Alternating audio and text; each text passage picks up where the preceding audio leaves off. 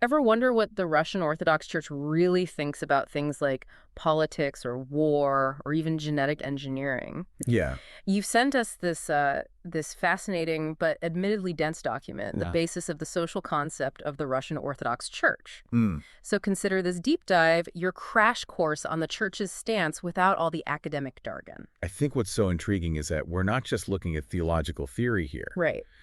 This document outlines how the church sees its place in the world today, on the ground level. Okay, let's unpack this. Yeah. The document starts by talking about the Church as a divine human organism. Mm-hmm. I have to admit, that's not a phrase you hear every day. Right. What does that even mean? It's a powerful image, isn't it? Yeah.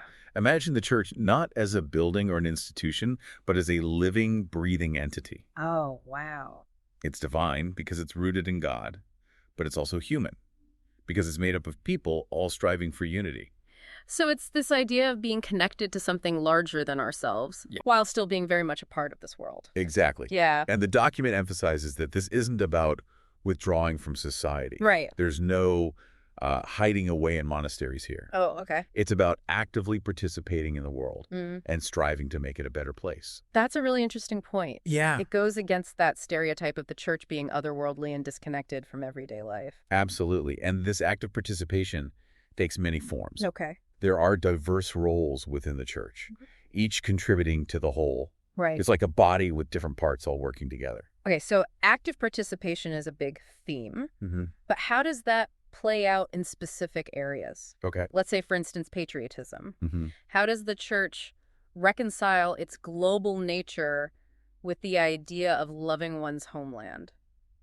That's where it gets really fascinating. Okay. The text clearly states that the church is supranational. Right? That means it transcends national borders and doesn't see divisions based on ethnicity or social class. Okay. But it also acknowledges the importance of loving your earthly homeland. Yeah. It's about finding that balance. So it's not about choosing one over the other, No, but holding both loyalties in tension. precisely. And to illustrate this, Okay. they use examples from Russian history. Right. Think of saints like Sergius of Rodinez blessing troops before battles, Mm-hmm. showing that defending your homeland can be a patriotic duty. It's almost like these historical figures provide a model for navigating that complex relationship Yeah. between your spiritual and earthly communities. Right. Does the document mention any other examples? Yes, they highlight John of Kronstadt, Okay. who spoke of loving both your earthly and heavenly homelands. Right. That's something many people can relate to, regardless of their religious beliefs. Mm. It's that feeling of being rooted in a specific place and culture, Yeah. while also recognizing a connection to humanity as a whole. That tension is something we grapple with all the time, especially in today's interconnected world. Absolutely. And it leads us to one of the most crucial relationships the church navigates, Oh, the right. one with the state. Yeah, the whole church and state thing can get pretty messy. It can. What's their take on that? They use this beautiful metaphor, Okay. symphony. Okay.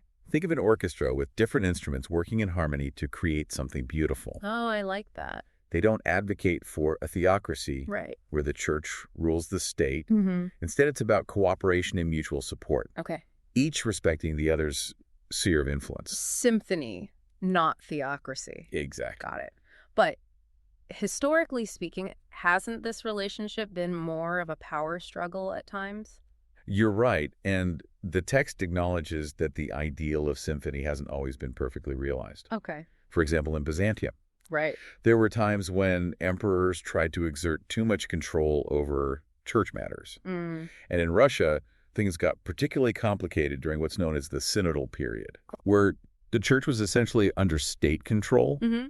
They argue this distorted the traditional symphony. So it sounds like they're looking back at history and trying to learn from both the successes and Yes. failures of the past. Exactly. But what about today? Right. How does the church view the separation of church and state in a modern context? That's where it gets interesting. Okay. They argue that separation doesn't mean pushing religion out of public life entirely. Okay. The church still has a voice and a responsibility to engage in moral issues and work for the common good.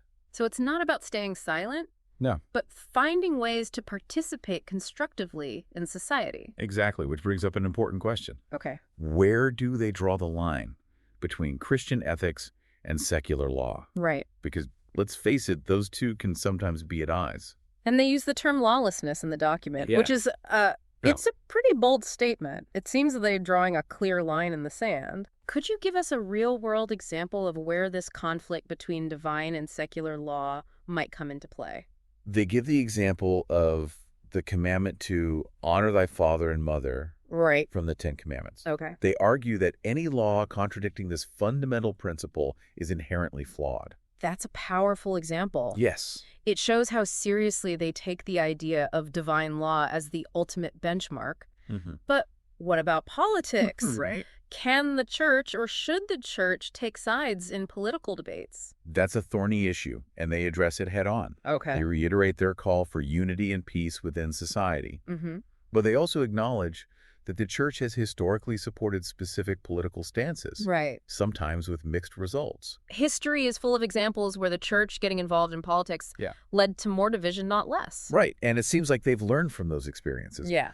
They point to 1989 as a turning point Okay. in how the Russian Orthodox Church approaches political participation. So what changed? Did Yeah. it completely withdraw from the political sphere?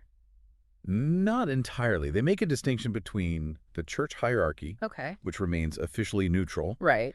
and individual lay people who are free to participate in politics. It sounds like they're walking a tightrope, Yeah. trying to engage in the political sphere without getting entangled in partisan battles. Yeah. What's the reasoning behind that? They argue that if bishops and priests were to openly take sides, Right? it could undermine their pastoral authority Yeah. and make it difficult to minister to everyone, Mm-hmm.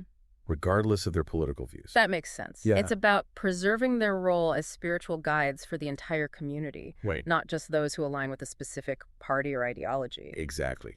They even go so far as to prohibit bishops and clergy Oh, wow. from participating in election campaigns Okay. or joining political parties. So no stump speeches from the pulpit then. Right. But if they're officially neutral, does that mean they stay silent on all social and political issues? Not at all. Okay. They emphasize that the church can and should speak out on important social matters Mm. and even advocate to the government. Okay. But they do so from a place of principle, Hmm. not partisanship. It's a nuanced approach, for sure. It is. They're not shying away from the public square, but they're being very deliberate about how they engage. Exactly. What's next on our list? Let's shift gears and talk about work, wealth, and property. Okay. This is where we start to see their social and economic philosophy take shape. All right, let's get into it. Here's What's off. their take on earning a living, getting ahead in life, all that good stuff? They believe labor is blessed when it aligns with God's will. Okay. It's not just about personal gain, Mm-hmm. but about contributing to a larger purpose. So it's not enough to just chase a paycheck. Right. There needs to be meaning and service behind it. Exactly. They point to biblical examples of work as a way to sustain oneself and help those in need. So there's an ethical dimension to how we approach our jobs Yes. and what we do with the fruits of our labor. Right. What about property itself? Okay. Is private property a good thing, a bad thing, or somewhere in between? They view it as a gift from God, something to be used responsibly and charitably. Okay. It's not about hoarding wealth, Right. but about stewardship and sharing with those less fortunate. So it's not about rejecting private property outright, No. but using it in a way that benefits both ourselves and others. Do they endorse any particular economic systems? They're careful not to get bogged down in specific ideologies. Right. They acknowledge various forms of ownership, Mm-hmm. public, corporate, private, mixed, Right. but their focus is on the ethical use of resources regardless of who owns them. That's a refreshing perspective. It Yeah. seems like they're trying to stay grounded in these core principles of Mhm. responsibility and sharing Yes. without getting caught up in the political debates surrounding different economic systems. Absolutely. And this brings us to another big topic, Okay. war and peace. Yeah. How does a religion that preaches love and forgiveness Right. deal with the reality of violence and conflict? That seems like a fundamental challenge. It is. Does the church ever condone war? They're very clear on this point. Okay. War is always evil, Okay. a result of sin and hatred. Mm-hmm. However, and this is a big however, Right. they acknowledge that sometimes participation in war is necessary to protect others and restore justice. So it's a necessary evil, a last resort. That's how they seem to frame it. Okay. They even outline conditions Mm-hmm. for what they consider a just war, Right. such as self-defense, Okay. a proportional response to the threat, Mm-hmm. and a reasonable chance of success. So it's not just about going to war for any reason. No. There needs to be a strong moral justification. Right. But even in war, there must be limits, right? Yes. What about things like cruelty to prisoners or targeting civilians? They're adamant about that. Okay. They stress the importance of ethical conduct, even in the midst of war. Mm-hmm. Treating prisoners humanely, Right. avoiding unnecessary violence, Yeah. and always remembering that the enemy is also a human being. It's like they're trying to hold on to this thread of humanity, Yes. even in the darkest of circumstances. Absolutely. Ultimately, peace is the goal, Right. both as a gift from God and something we strive for here on earth. So it's not just about avoiding war, No? but actively working to build a more peaceful world. Exactly. We've covered a lot of ground already. We have. What's next on our journey through this document? Let's delve into their views on crime and punishment. Right. This is where we see their perspective on justice Okay. and how society should respond to wrongdoing. All right, let's get into it. Okay. What do they see as the root cause of crime? They believe it ultimately stems from the sinful human heart, Okay. that inner inclination towards evil, Mm-hmm. but they also acknowledge that social conditions can play a role. Right. Things like poverty, Yeah. inequality, and lack of opportunity. So it's not a simple black and white issue. Right, There are both individual and societal factors at play. right. And when it comes to punishment, Okay. they emphasize that it's not about revenge, Right. but about reformation and protecting society. Okay. It's about helping the offender turn away from wrongdoing and reintegrate into the community. But it's a different approach from the lock them up and throw away the key mentality you often hear. Yeah. What about the death penalty? Okay, Do they support it? this is where it gets nuanced. Okay. They say the church welcomes states moving away from the death penalty. However, they also acknowledge Right. that societies might choose differently based on their circumstances. So it's not a blanket condemnation? No. They seem to recognize that there might be situations where Mhm. the death penalty is still considered necessary, Yeah. although they clearly favor alternatives. Okay. And they highlight the church's role in preventing crime Right. through moral education Mm. and offering spiritual support to those who have strayed.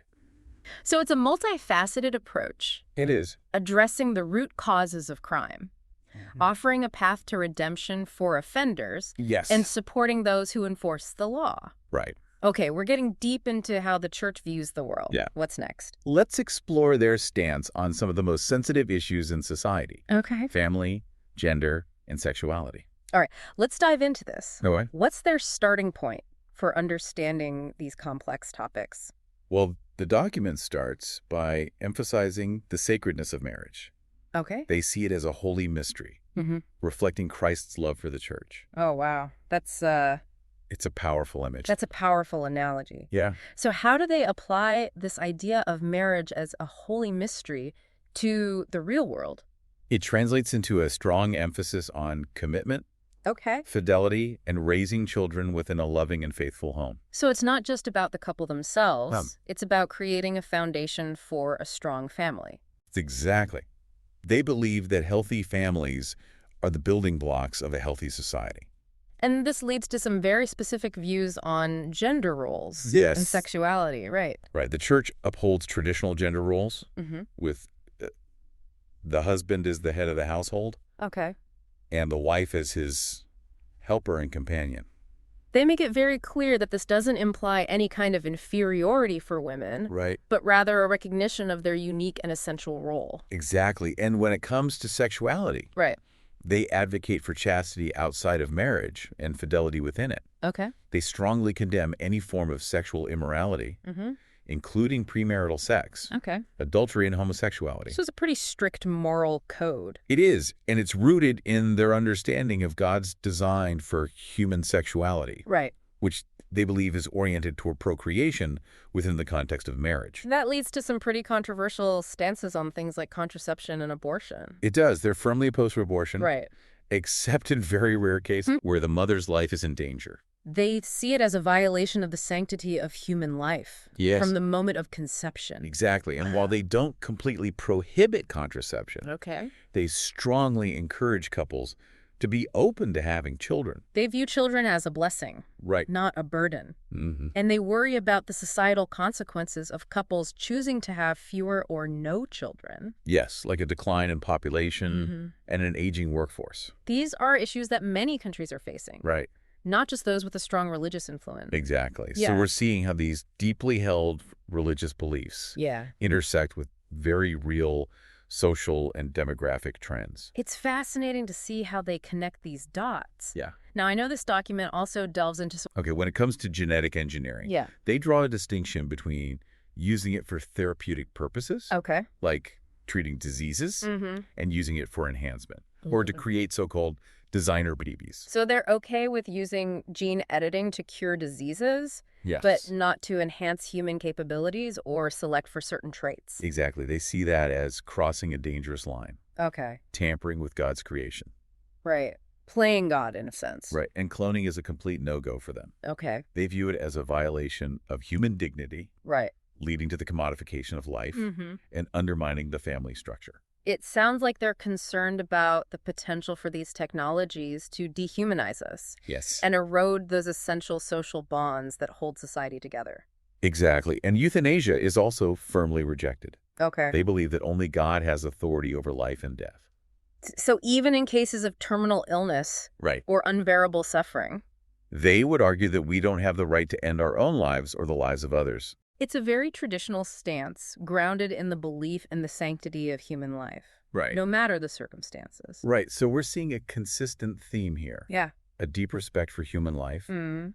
and a belief that these bioethical issues should be approached with extreme caution. They're not afraid to grapple with these really tough questions. No, they're not. But they're doing so from a place of deep conviction and a belief in the need to uphold certain moral absolutes. Right. And it's not just about saying no to everything. Right. They also offer positive alternatives, Okay. like promoting palliative care Mm-hmm. to ease suffering at the end of life. So it's about finding ways to care for people Yes. without resorting to what they see as morally unacceptable solutions. Exactly. They're trying to offer a compassionate and ethical framework for navigating these incredibly complex issues. We've covered a lot of ground in this first part of our deep dive. We have. From the church's vision of itself as a divine human organism to its stances on politics, economics, war and peace, Yeah. and even these really thorny bioethical dilemmas. It's been quite a journey Yeah, that's. through their social and moral landscape. But we're not done yet, are we? No, we're not. There's still much more to explore There is. in this fascinating document. Right.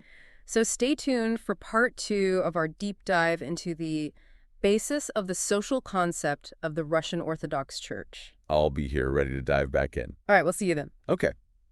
Welcome back.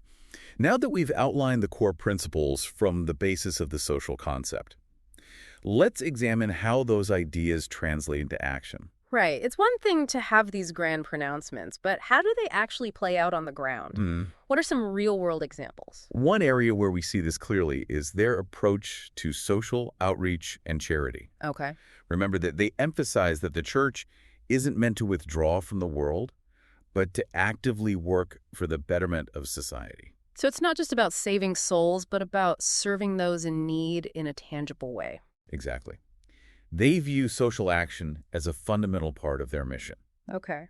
They're involved in a wide range of activities, from providing food and shelter to the homeless to supporting orphans and the elderly. It sounds like a very hands-on approach to living out their faith. Absolutely. And it's not just about material assistance. Okay. They also stress the importance of spiritual and moral guidance. They see it as their responsibility to address social problems at their root, not just treat the symptoms. So it's a holistic approach. Yes. Addressing both the material and spiritual needs of individuals and communities. Does this connect to their views on healthcare? Definitely. Their approach to healthcare and medical ethics is another area where their social concept comes to life. We briefly discussed bioethical issues earlier, like abortion and euthanasia. Right. But how do those beliefs translate into medical practice? They advocate for a compassionate and holistic approach to healthcare, Okay. one that acknowledges the spiritual dimension of healing alongside the physical. So it's not just about treating the body, but caring for the whole person, recognizing that mind, body, and spirit are interconnected. Precisely, they believe true healing involves addressing the spiritual and emotional needs of patients along with their physical symptoms. Right. They see illness as something that can be redeemed through faith and God's grace. That's a unique perspective. It suggests finding meaning and purpose even in the midst of pain and illness. Yes, and this leads to specific guidelines for Orthodox healthcare professionals. Okay. The document emphasizes respecting the dignity of patients, providing compassionate care, and recognizing the limits of medical intervention. So a strong emphasis on the ethical and moral dimensions of healthcare. Absolutely. They're also very active in providing pastoral care to the sick and dying, offering spiritual support and comfort during challenging times. It sounds like they're trying to create a space where faith and medicine can work together for the well-being of the whole person. Switching gears a bit, what about their approach to education? We talked earlier about their support for religious instruction, but what does that look like in practice? They have established a network of Orthodox schools and educational institutions. Okay. These offer parents who desire a faith-based education for their children an alternative to the secular education system. So it's about providing choice and allowing parents to decide what kind of education they want for their kids. Right. But it's not just about creating separate systems. Okay. They also advocate for religious freedom within secular schools. Right. They believe students shouldn't have to choose between their faith and their education. It sounds like they're striving for a balance where faith and reason can coexist within the educational system. Yes. What about their involvement in higher education? They're active in promoting theological studies and encouraging dialogue between faith and scholarship. Okay. They don't see faith and reason as being at odds. Right. They believe a well-rounded education should nurture both the mind and the spirit. So it's about engaging with the intellectual world, not retreating from it. Exactly. Now let's turn to something a little different. The arts and culture. Okay. Do they play a role in the church's social mission? That's an interesting area to consider. I know some religious groups view secular art and culture with suspicion. Yeah. What's the Orthodox Church's take on this? They have a rich history of supporting the arts, especially art forms that uplift the human spirit and reflects their faith. So things like iconic art, sacred music, and liturgical dance come to mind. Mm-hmm. But does their support extend beyond explicitly religious art? It does. Okay. They appreciate and encourage creativity in various forms as long as it aligns with their moral values. They see beauty and creativity as gifts from God. So they're not against secular art or culture outright. They're Right. just discerning about what they support. Right. It's about choosing art and culture that nourishes the soul and reflects their understanding of truth and beauty. Exactly. And this leads us to another fascinating area, their approach to media. Earlier, we touched on the idea of them being discerning consumers of media. Could you expand on how they navigate this world of news, entertainment, and social media? They recognize the media's power to shape public opinion and influence culture. Right. They encourage their members to critically evaluate the information they encounter and avoid media that promotes values contrary to their faith. So it's not about completely avoiding media, but about being thoughtful and selective about what you consume. Right, and they're also actively producing their own media content. Okay. From religious publications to radio and television programs to online platforms. They're not just passively consuming, they're actively shaping the conversation. Yeah. It's like they're trying to present an alternative to what they see as the prevailing secular worldview. Yes, they're trying to offer a different lens through which to view the world, one grounded in their faith and values. Right. Okay, so we've seen how their social concept plays out in so many areas of life, from charity and healthcare to education and the arts. Right. But what about the bigger picture? What's their vision for the future of society, both in Russia and globally? We've explored how the Russian Orthodox Church's social concept applies to so many aspects of life, from practical matters like work and charity to complex issues like war and bioethics. Right. But as we wrap up this deep dive, Yeah. I'm curious to hear their thoughts on the future. Okay. What kind of world are they hoping for? And what challenges do they see on the horizon? Well, if there's one overarching theme that emerges, Yeah. it's their profound emphasis on peace and unity. Okay. They look at the state of the world today with all its conflicts and divisions, Yeah. and they see it as deeply troubling. Mm-hmm. The document explicitly calls out threats like War, Hmm. terrorism, social unrest, and economic inequality, all these forces pulling us apart. That resonates with what a lot of people are feeling these days, that sense of things fracturing, of being at odds with each other. Yeah. So how do they propose we tackle these challenges? Okay. What solutions do they offer? They believe that lasting change can only come from a revitalization of spiritual and moral values. Okay. They see a decline in these values as the root cause of many of the problems we're facing. So it's not just about changing laws or systems, Right. but about a deeper transformation of hearts and minds? Precisely, they argue that true peace and unity can only grow from a renewed commitment to things like love, compassion, forgiveness, Okay. and a sense of shared responsibility for the common good. It's about cultivating those virtues within ourselves and then letting them radiate outward into our relationships, communities, and even on a global scale. Yes, and the church, Right. they believe, has a vital role to play. They see it as a source of hope, Okay. moral guidance, and a force for reconciliation Right. in a world that feels increasingly fractured. Almost like a call for a spiritual awakening, Yeah. a return to those values that can bind us together rather than tear us apart. But is it really that simple? I mean, how realistic is it to think we can actually overcome these deep divisions Right. and create a more peaceful and just world? They acknowledge the enormity of the task, Yeah. but they also point to the power of faith Mm-hmm. and the potential for human transformation. Okay. They believe that even seemingly small acts of love and kindness Right. can have a ripple effect, creating positive change. So it's not about waiting for some grand political solution, No. but about each of us taking responsibility in our own lives, Right. in our own communities, Yeah. and letting that impact spread outward. That's the core message. Okay. They emphasize personal responsibility, Right. living out those values in our daily lives, Right. and inspiring others by example. It's a call to action, not just a call to prayer. Right. They seem to believe that true faith should motivate us to engage with the world, to fight for justice and peace, Yes. and to make a tangible difference. Right. Now, while their vision for the future is hopeful, are there things they see as threats to this more harmonious world they envision? Definitely. They express deep concern about what they see as the increasing secularization of society. Okay. They believe it's leading to a decline in morality and a loss of meaning and purpose. So it's not just about atheism or a lack of belief in God, No. but a broader cultural shift away from traditional values, Right. a focus on material wealth and self-fulfillment over deeper meaning. Exactly. They see this secular worldview as ultimately undermining the foundations of family, community, and even national identity. A threat not just to the church itself, Right. but to the very fabric of society as they understand it. Yes, and they also worry about the growing influence of what they call false religions and destructive sects. These would be groups they view as promoting beliefs and practices that they consider harmful to individuals and society. That's right. They're particularly concerned about the spread of occult and New Age ideas, which they see as leading people away from what they believe is the true God. So it's not just about defending their own faith, Right. but about what they see as protecting people from spiritual harm. Mm-hmm.